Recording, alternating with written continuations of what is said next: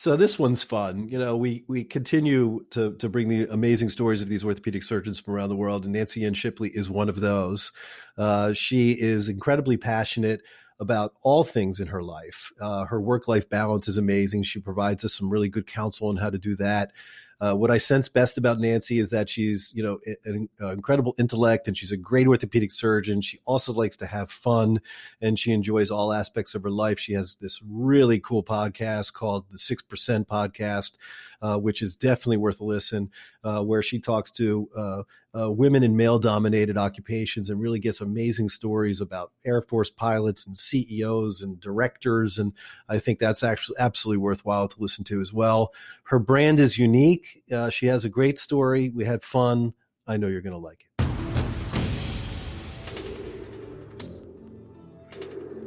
I am really excited. We're taking a little pivot here at the Ortho Show, and we're bringing you now Pitch Pro. We have an amazing group of panelists. Think of it sort of like a Shark Tank for orthopedics. Joe Mullings, Vin Dasa, the Fro, and the bearded one, Matthew Ray Scott, on a panel where medical device and pharma companies come in to pitch their story. We listen, we talk, we provide advice, and it is a hoot. We have amazing personalities. We provide amazing counsel and advice to these groups. We are having a lot of fun. You guys are going to love it. Pitch Pro by the Ortho Show.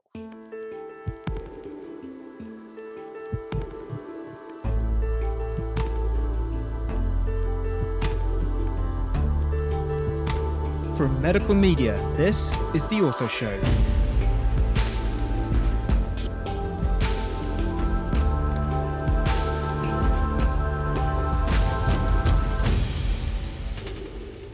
Hello, world. Dr. Scott Sigmund, your favorite opioid-sparing orthopedic surgeon, here for another episode of the Ortho Show podcast, where, yes, we bring you the best of the best in the orthopedic world.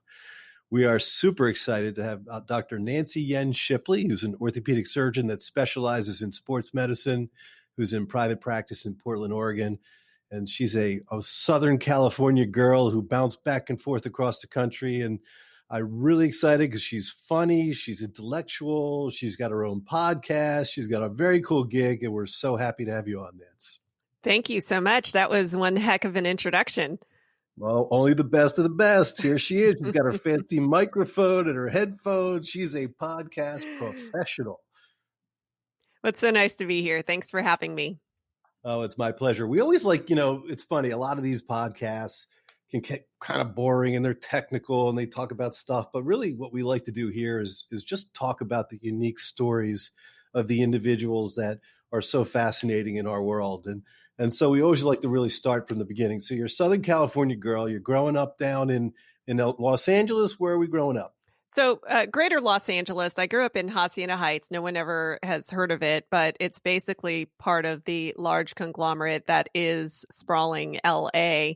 I had a pretty idyllic childhood. I grew up in a suburban area. We had maybe half an acre, which is unusual now for LA, and grew up digging holes and skinning my knees in our backyard with a eucalyptus grove. And a bit, I dug booby traps to make my little brother fall in, and was building obstacle courses back there. So definitely enjoyed getting my hands dirty back then. Awesome. A real tomboy there back in the day, running around with your brother getting dirty. I'm sure your parents love that. Oh, yeah. So absolutely. So you stick around, right? You go to UCLA for undergrad. That must have been a lot of fun. What a great school. What a great location. Mm-hmm. It was a lot of fun. It was a little too much fun.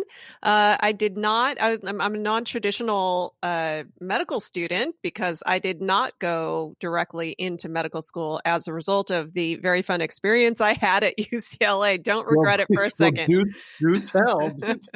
You don't just give us the good parts, nothing crazy.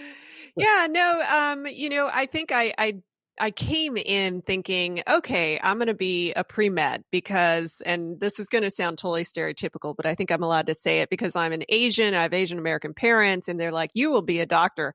And I said, okay, sounds good.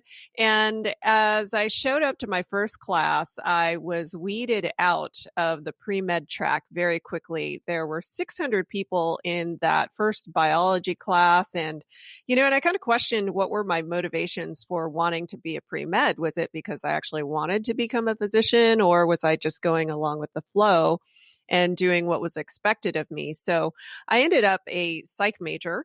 I didn't really know what exactly I wanted to do when I grew up. I knew I kind of didn't want to grow up. And so I ended up graduating with a 2.99999, which is definitely not med school material. And I also was weeded out of the track. So it was kind of not on the table anyway. But I ended up doing a myriad of different things after college. And as a result of that, I ended up coming back full circle and realizing I actually really did like the science. I really did like the idea of practicing medicine. So as a non-traditional student, I did all my post-bac requirements while I was working full time, took the MCAT, did well, and then got into med school 6 years after. Yes, that is what our research shows exactly.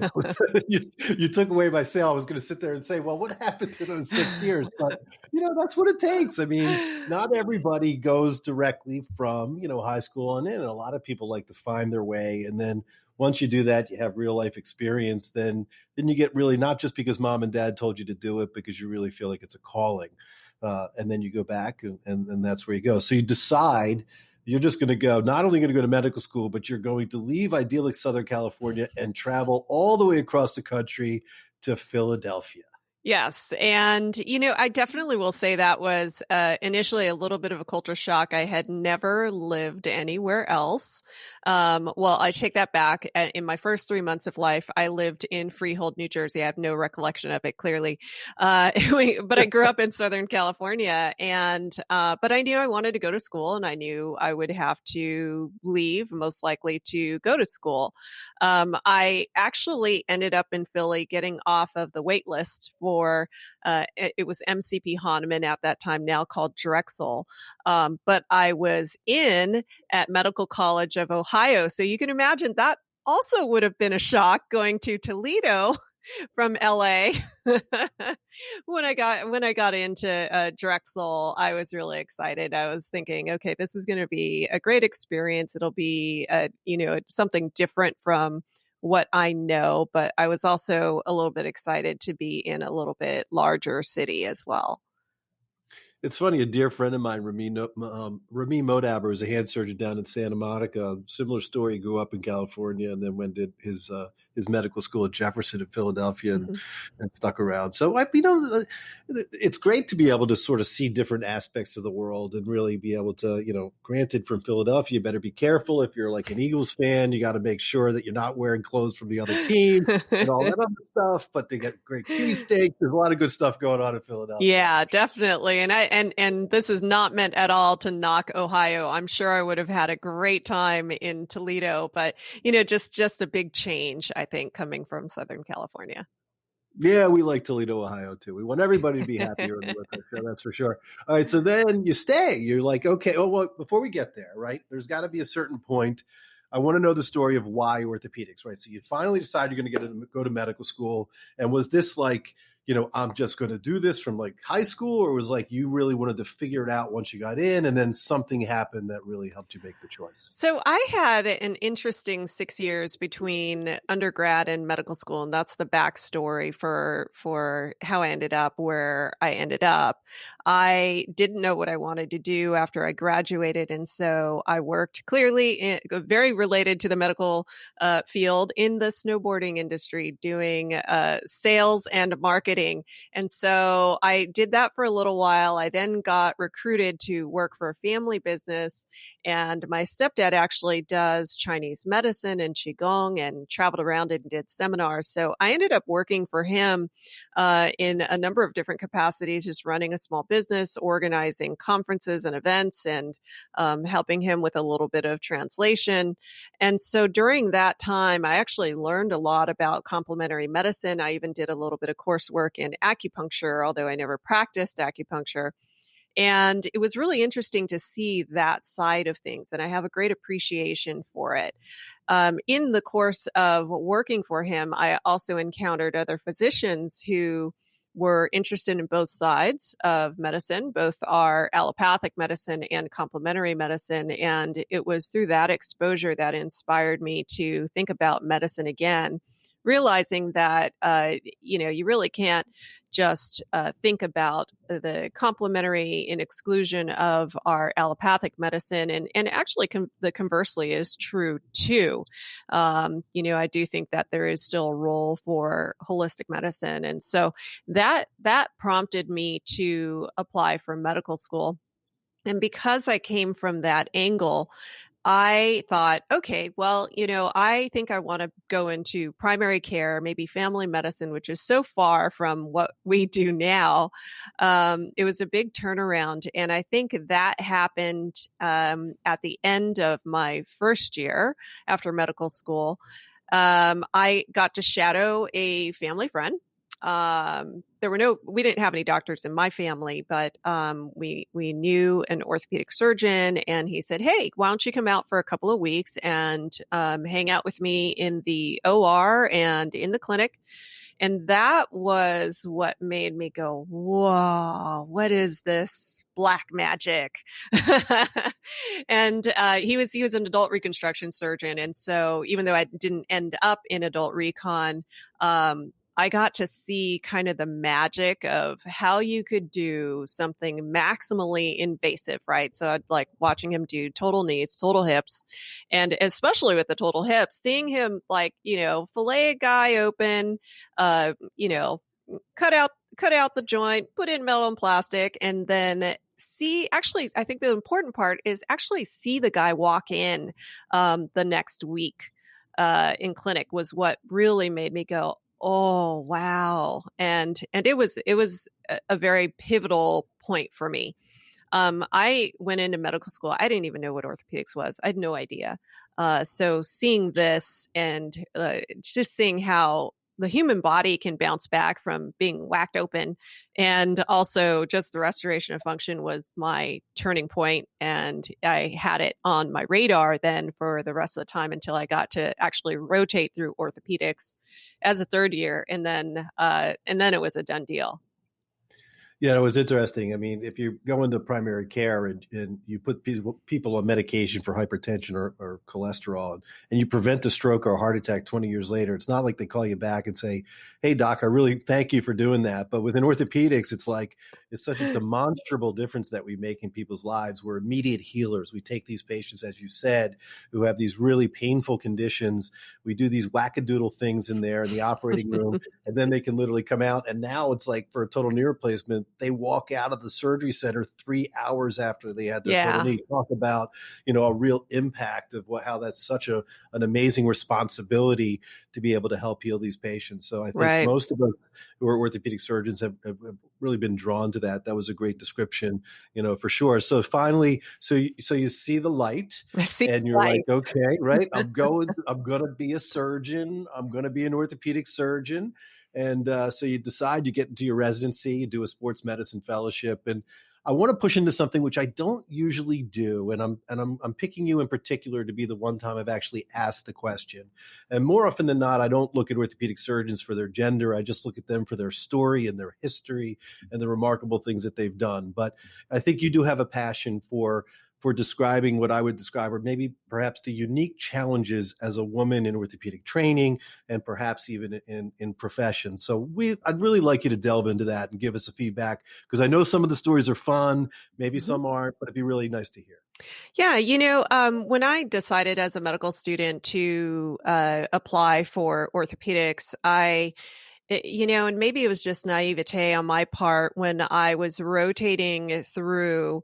For the most part, as a student, I had a really good experience. And, one of the surgeons that I worked with, asked me, "Hey, have you ever, helped your dad at home build something and use a power drill?" And I said, "Well, yeah." And so he hands me the drill and I helped him with an RIF of I think it was an ankle. And I was like, "This is amazing."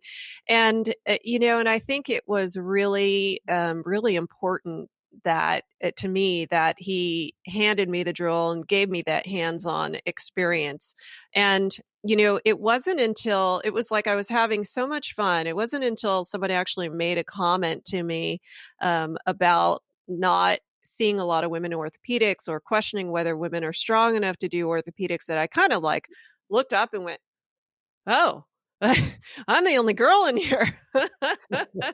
Like, I mean, I was somewhat oblivious, and so, it was a little bit surprising to me when people would say, "Oh, what are you gonna apply for? What are you gonna specialize in?" And I'd say, "Oh, orthopedics." Just very matter of fact about it, and I would get comments, like women aren't strong enough, or you can't be a surgeon and be a good mom, and you'll never find a husband who wants to marry an orthopedic surgeon, and just a myriad of comments, which fortunately I was so passionate about pursuing that residency that I kind of it made me work harder for it because, it made me want to prove the naysayers wrong.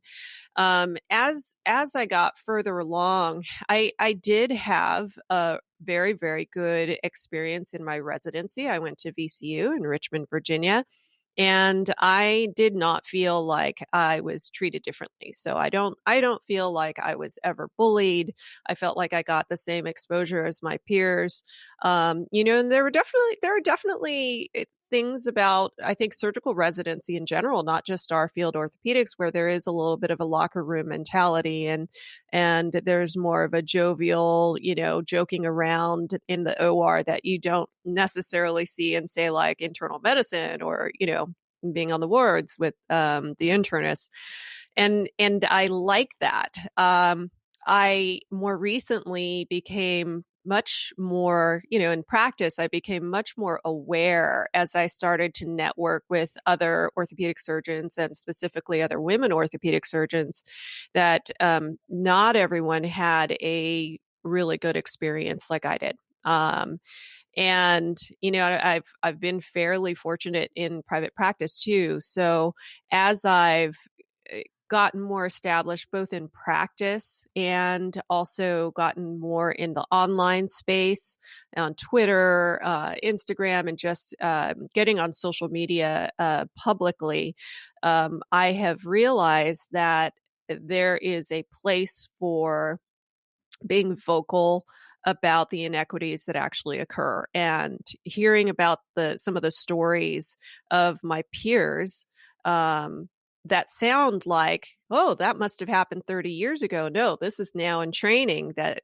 ridiculous things are still happening, has made me really be so much more passionate about speaking up about that, and led to my involvement in a platform called Speak Up Ortho, in which the platform shares anonymous stories, not only of bias and inequity, not just purely towards women, but generally, bullying in general, but also shares positive stories of where really good efforts have been made to make this an equitable place for anyone to practice and thrive in orthopedics.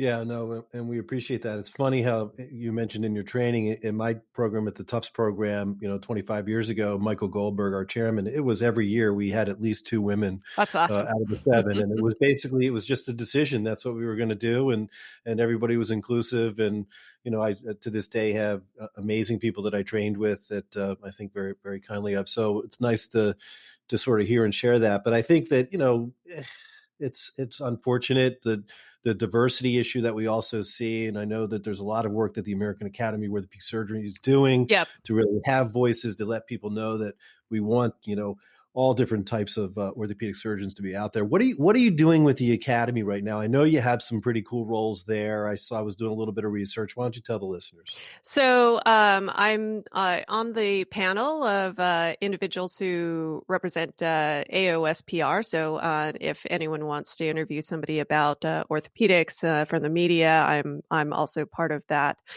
list.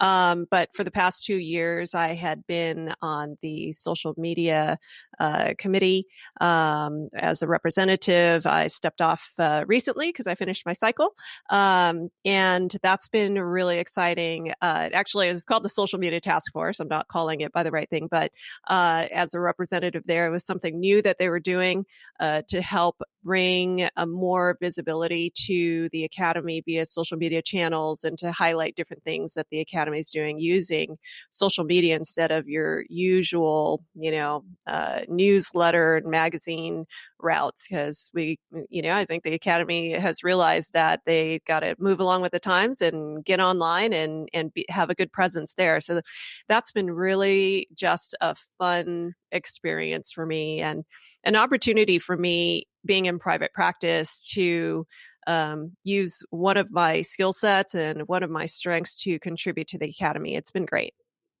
Yeah, no, that was a great ambassador program. We've had a few of you on the show, and it's just, I think that social media, it's not natural for everyone. And a lot of the doctors that we talk to are still sort of, little old school. They just hang up their shingle and they sit back and wait. But I think that our listeners, the people are savvy now. They want to know about you, and being able to message about yourself really allows the patients to know who you are and how you do things. So we'll cycle back to the social media thing a little bit, but I want to talk about, let's go back a year or so. And you and I sounds like we were kind of in the same boat, right? So here we are. We're kicking ass. We're doing a great job. We're healers. We're really important people. Then all of a sudden, a global pandemic hits, and the world did not need sports medicine orthopedic surgeons, right? We were absolutely put on the sideline. Our colleagues were out there in the trenches doing their things, but they did not need us. And so you and I had a very similar path in that regard. And that's when I got hooked up with the Ortho Show podcast. And you decided to start your own podcast, which is, I think, pretty cool. And I want to talk a little bit about that as we move on next. Now, it's a sort of a similar theme as we've been talking about. It's called I'll tell you a funny story, though. It's called the 6% Podcast.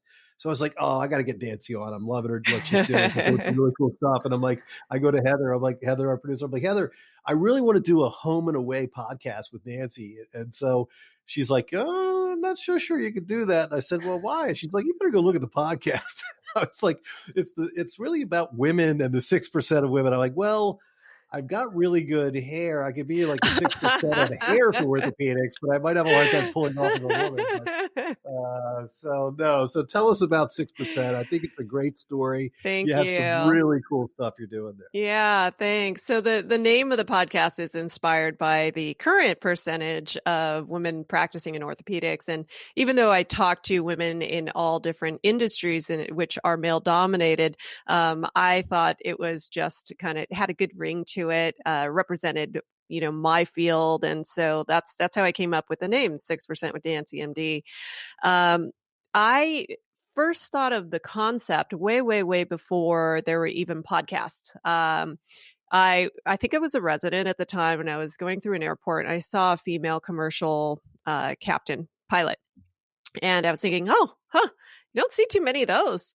How cool would it be to sit down and actually have a coffee with her, not a glass of wine because she's about to fly a plane, but have a cup of coffee and just pick her brain and just say, hey, what was it like for you being in the minority, going through your flight training and rising through the ranks in commercial airlines?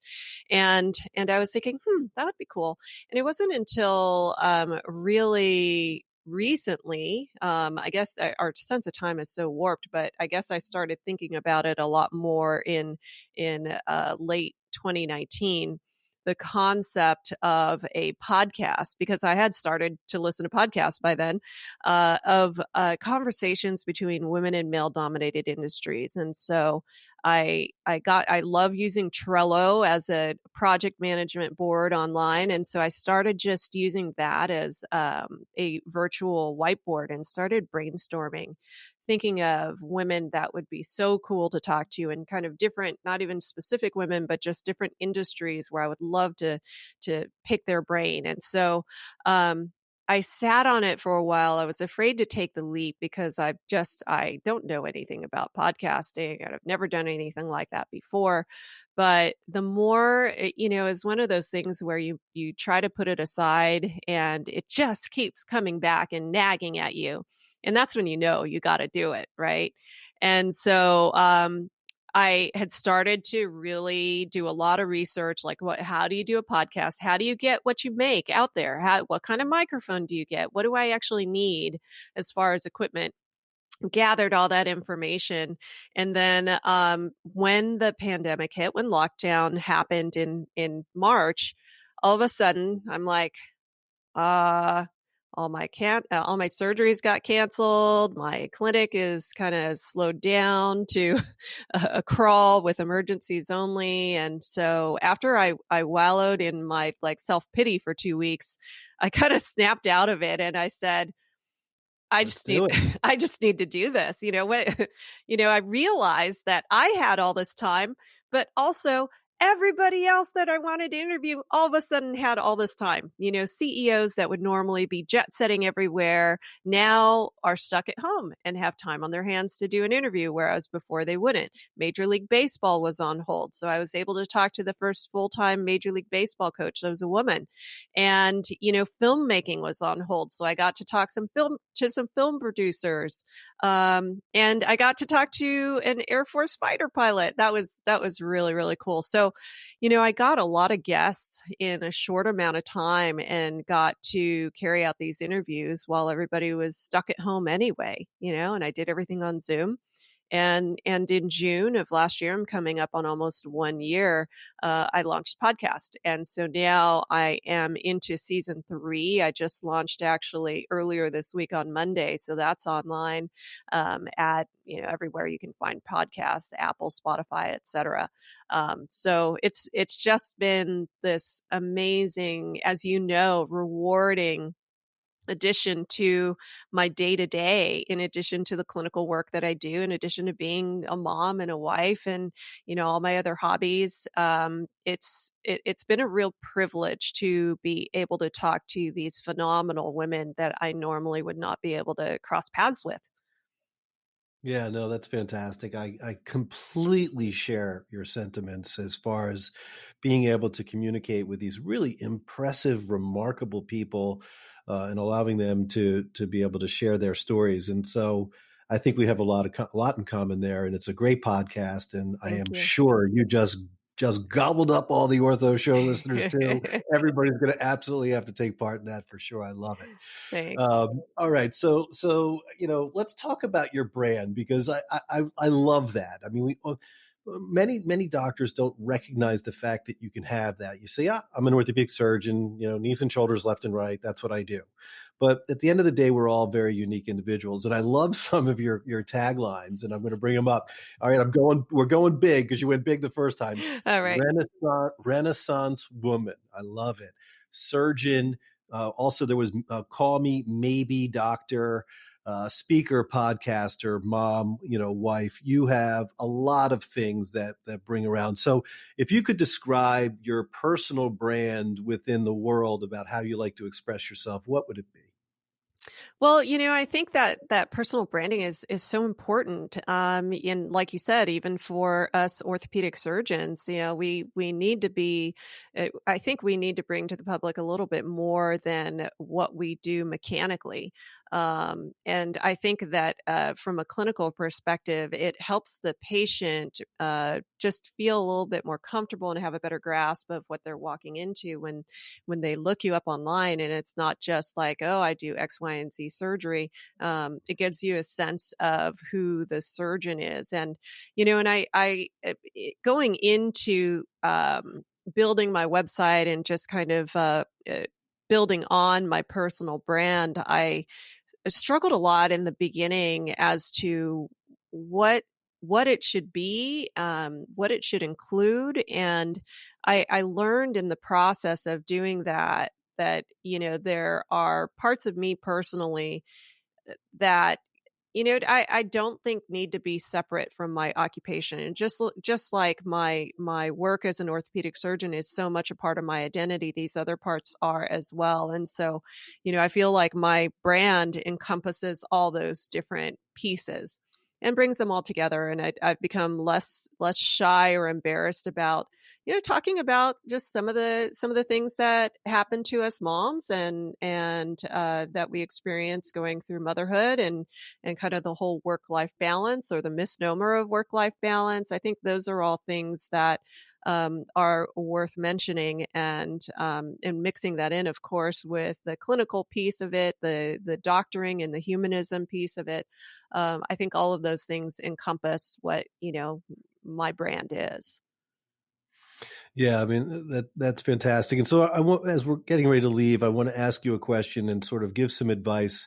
And I think it's actually gender neutral advice, and that is work life balance. How do you find the ability to be a super mom, a super wife, look beautiful, be rugged in the operating room, be an orthopedic surgeon, do all of those things and try to do them well? What would your advice be to our listeners?